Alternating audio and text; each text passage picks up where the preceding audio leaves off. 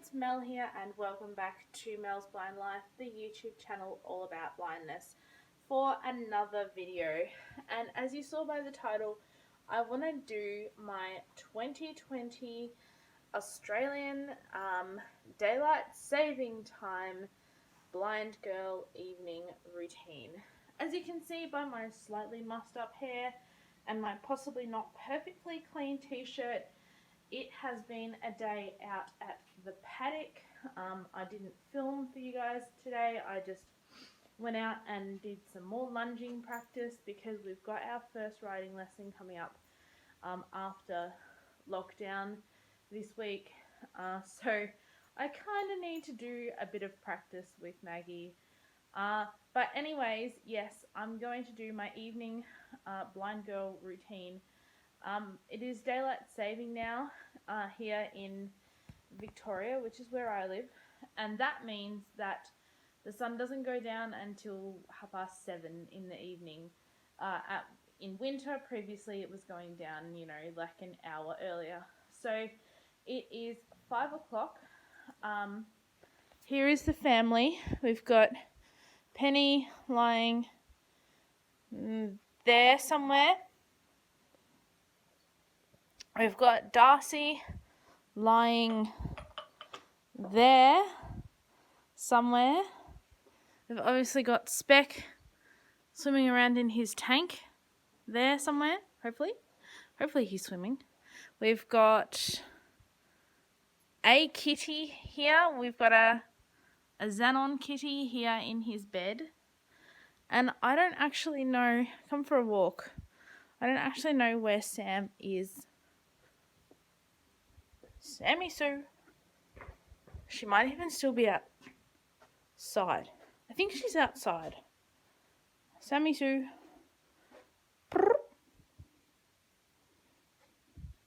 I don't know. Are you in here?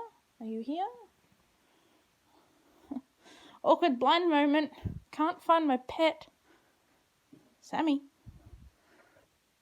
Ah, here you are. On my bed. Good girl.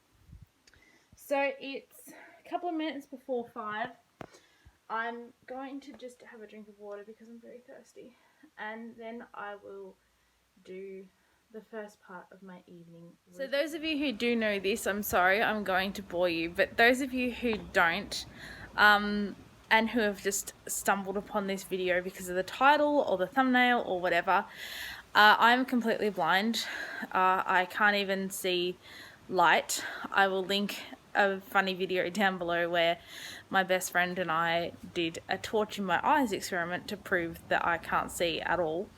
And Penny, who is my female yellow lab, yes, I know I just turned in a complete circle, who is my female yellow lab, is actually my guide dog.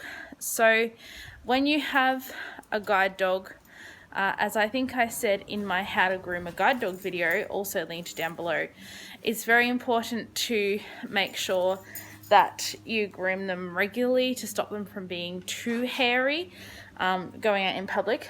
So I try and groom Penny at least once every second day.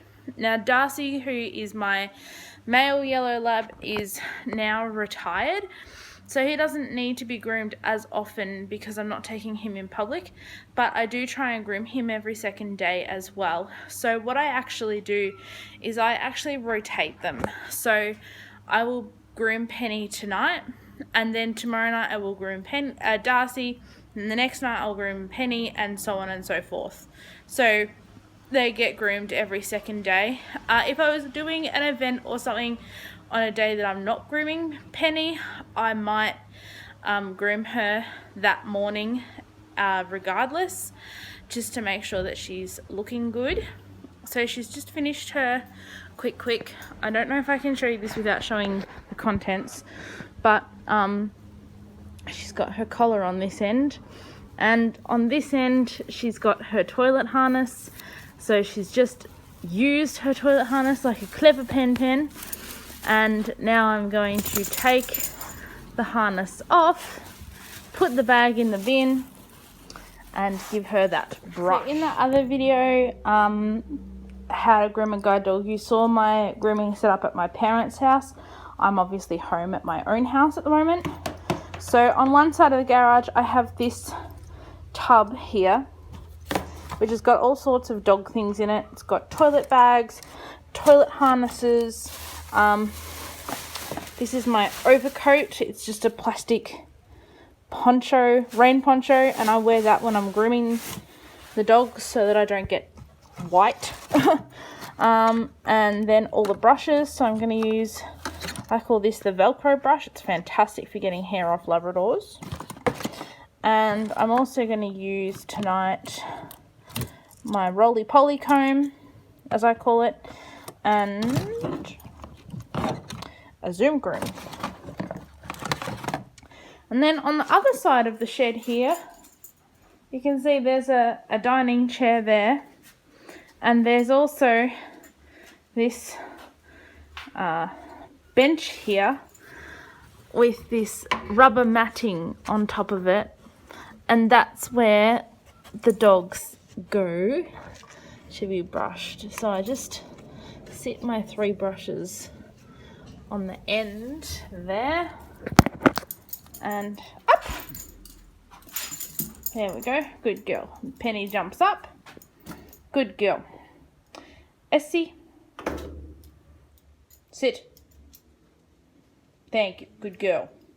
So she's sitting there and waiting while I put my poncho on, and then I will groom her. So Miss Pen, Sweet Pea, whatever, has just had a tiny brush. We haven't spent too long on it tonight because she didn't really need a big one. So here she is. We might be standing in a... come back. We might be standing in a sea of white here. I don't know. But we'll put the brushes back. We also have to recapture the dog because she just ran away without her lead on, and I've just lost the other brush. There it is. So I'll pick up her collar, which is somewhere on the floor here. There it is. And I'll put the brushes back. Oh, there you are. Good girl. You wait there. Don't run off and get your nice little brush all spoiled.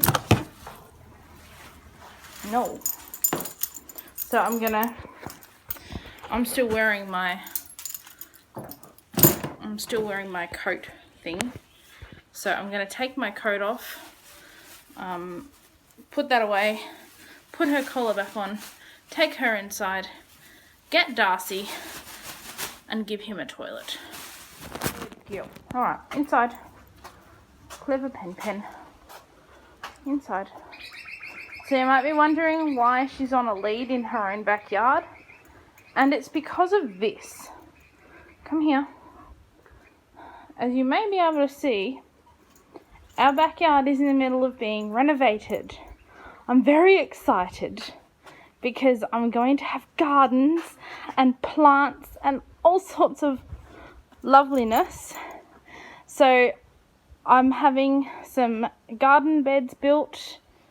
I'm going to have some fake grass put down. I'm going to have, no sniffing, I'm going to have a new clothesline put in. But as you can see, it's a bit of a construction site. And this one here loves digging holes and sniffing and eating things that she shouldn't. So it's just safer. Come on. It's just safer and easier to keep her on lead and not let her go exploring where she shouldn't while the renovations are being done, because we don't need that stress, really. She's a very inquisitive young dog, and that's fine, but we don't need her digging holes and everything in the renovation. So that's why I keep her on lead. It's just easier to keep her close to me, keep her under control, keep her out of mischief, and I'm looking very much forward, and I'm certain that she is as well, to the day where I can let her outside and explore the new yard. But until then, unfortunately, I either keep a lead on or I keep an extremely close ear on her to make sure that she doesn't, off you go, run away and do cheeky things. So Darcy boy, oh, and now she's having a good big drink. Darcy boy, it's your turn. It's your turn to go out. Yes, it is. I'll just put this lead over here because we don't need it for you. You're too old and boring. No, you're not boring. You're just lazy. Want to go quick quicks, pal? You do. Well, you have to drop it. Drop it. I'm blind. You don't have anything. Good. Excellent. Out we go. Come on, pal. Stay, Penny. Pal. Pal. Boy. Good boy. Go do quick quick. Quick quicks, pal. So he obviously doesn't need a bag at this time of night either. He usually, if I exercise him, he might do 2 poos a day, but I haven't exercised him today, so he won't do another one. He'll just do 1 in the morning, and that'll do him quite fine. Bon chien, quick quicks. And that'll be that. So after that's done, it'll be time to make Mummy some dinner, because Mummy hungry. You may be able to tell, not sure, but I have just changed my camera and I'm now using my iPad because my phone at the moment is an iPhone 6, which is a long story, but my phone at the moment is an iPhone 6 and it's just not really up to the job of filming a vlog. The sound quality is terrible. I'm sure that the picture quality isn't very good either. So I've just moved on to my iPad 7 and I'm using that instead. So it's 20 to 6. The dogs are both toileted and one has been groomed. So now I'm going to come to this piece of paper I have here on the kitchen bench. I haven't quite got around to magnetizing it to the front of the fridge there, but I have this piece of paper here on the kitchen bench and it's my weekly meal planner that I've started doing. Let me know down below if you want me to do a video on how I plan my meals for the week and how I grocery shop for the week. So I'm going to read it. It's in Braille, obviously, which is why you can't see any writing. So I'm going to just double check what I said I would have for dinner tonight. So it's actually Saturday that I'm filming this, the 10th of October. So it says here that for dinner tonight I'm having chicken and I'm having Brussels sprouts, cauliflower and snow peas. I don't actually know if I've got snow peas, so I might have to substitute the snow peas with beans.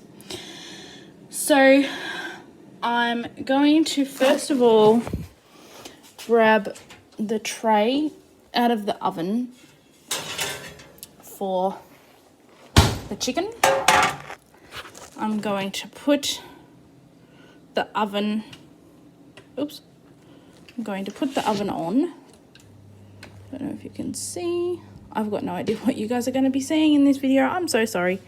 And I'm going to grab some paper to line my oven tray with, and then I'm going to put my chicken on my oven tray and pop it in the oven. There's the dinner sitting all nice and quietly on its oven tray.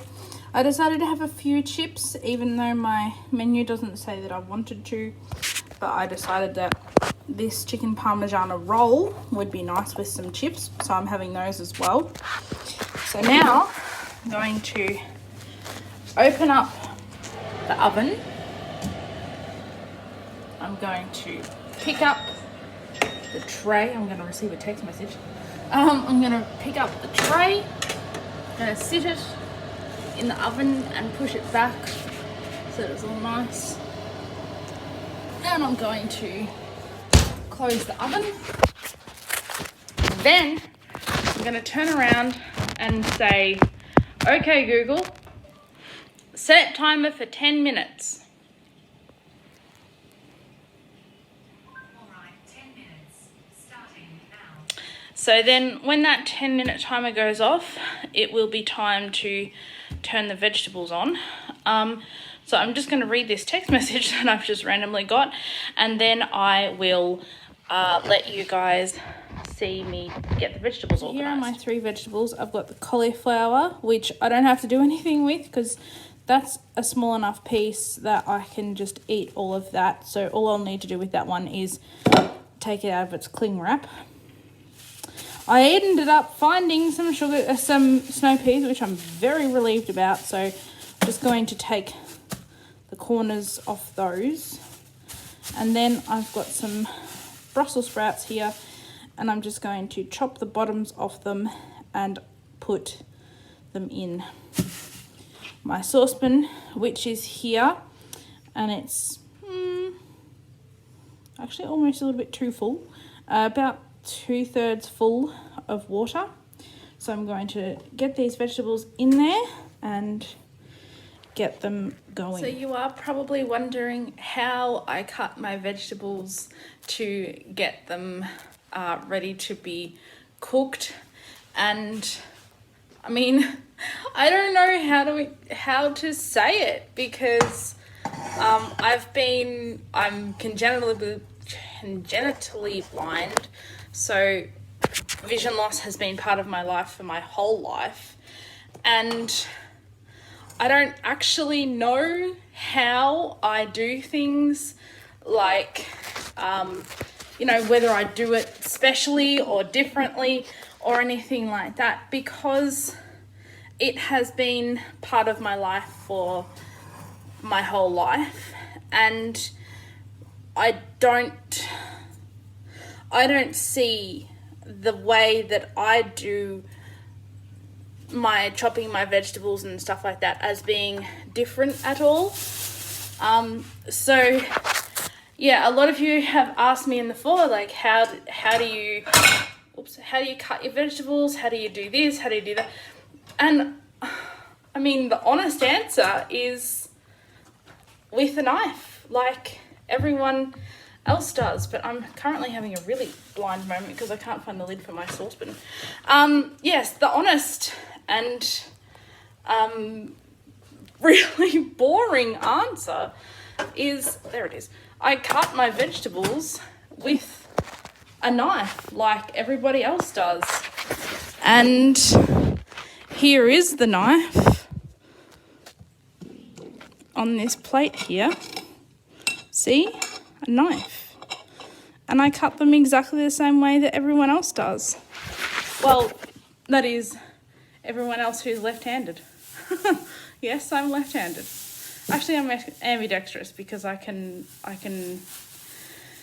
Anyway, that's a long story. So, yeah, I mean, if you're wondering how I cook, that's the honest answer, is I cook the same way as everybody else because I cook the way that I was shown as a low vision child by a completely blind mother, and now I'm a completely blind person myself.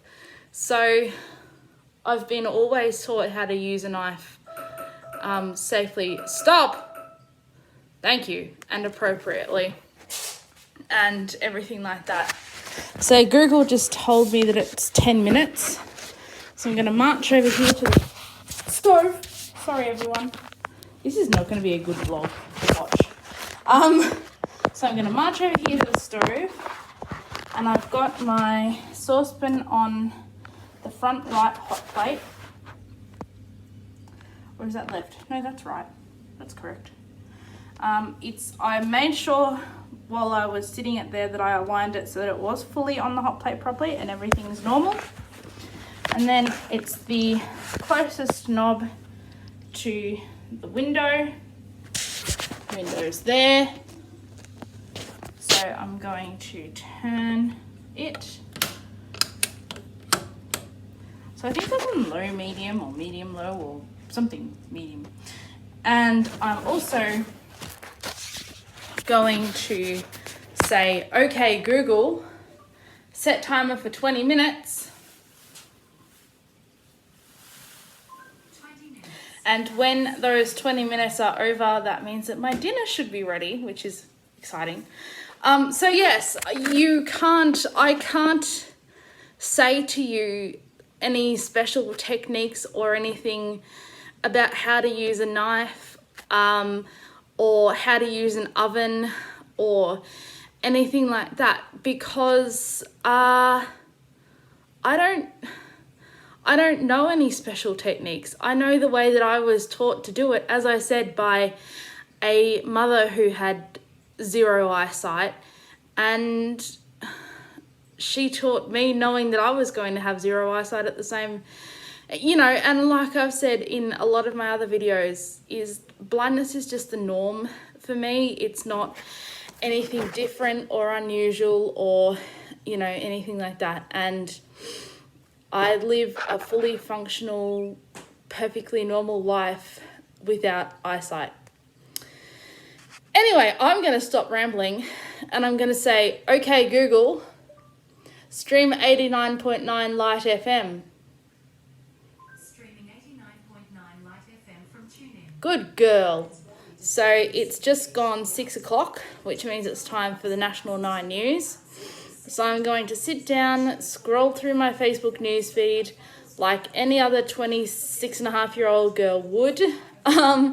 And I'm going to wait for my dinner to cook. Oh, and I'm going to put the vegetable scraps away as well. So, ladies and gentlemen, that dinner was extremely healthy, extremely delicious, very filling, but I enjoyed it. Excuse me. Now I've got a frog in my throat. So I've just rinsed off my plate and my cutlery, and it's sitting there waiting for me to wash. Probably won't wash dishes tonight because there aren't really many there, so I might wash them tomorrow night. And I've also just put some hot water in the oven tray, which is sitting here soaking now. I might wash that tonight, actually. I don't know. But I'm going to go up the other end of the house now. Oh, glad I heard that. Don't want to walk into a wall. Hey, Sam. I'm going to walk up here. Excuse me. Why do I always get a frog in my throat after I eat? Don't know. And I'm going to get both of the cats' bowls, and I'm going to start the ridiculous amount of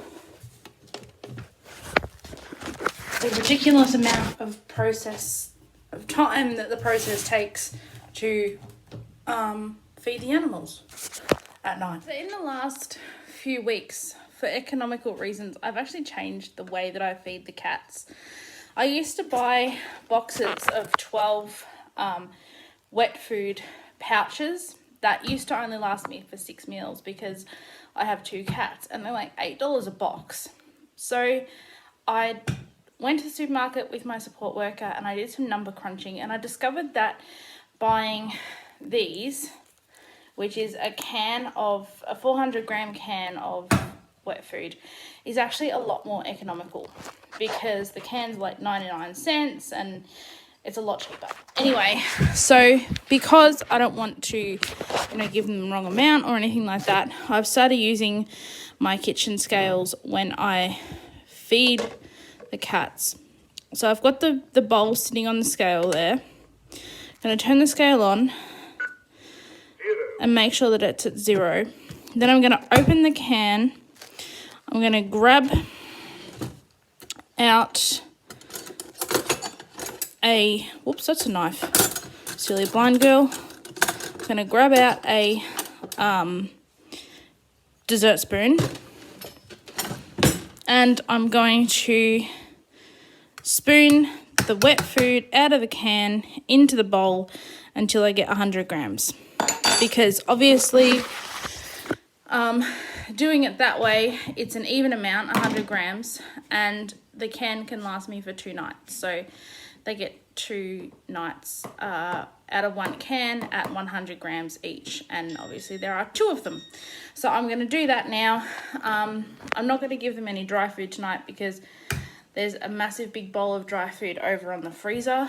I don't know if you can see the freezer from here actually, but I've got a little tiny bar freezer just on the other side of the dining table there. You might be able to see my Westminster clock on top of my bookshelf, and there's a little freezer next to that there, and there's a bowl of dry food on that. So I'm not going to give them any dry food tonight. I also need to get the batteries in Sam's feeder changed because there's something wrong with the batteries and it's not working properly, so I need to change those with Camille tomorrow morning. And yeah, so I'm going to get this done and then I will see you guys. Well, now everyone, we have 5 out of 5 pets fed. Hallelujah. And it's possibly dark in here because I think the sun's set. Everyone is fed.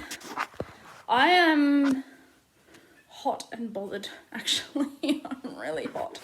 I'm probably going to have a drink of water, which would be a really good idea right now. I'm currently putting the blinds down.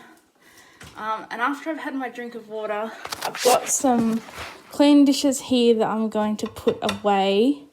And then I might wipe up the stove and the bench and do something about this tray here. And then it'll be time to watch a movie, I think. I might. It is Saturday night, after all. Unfortunately, I haven't got anything to drink with my movie. Normally, on a Saturday, I might listen to the football. But there is, so far as I'm concerned, no football.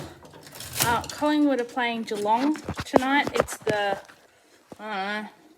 it's final season. It's not actually the grand final of the Australian football, but it's like getting close to the final.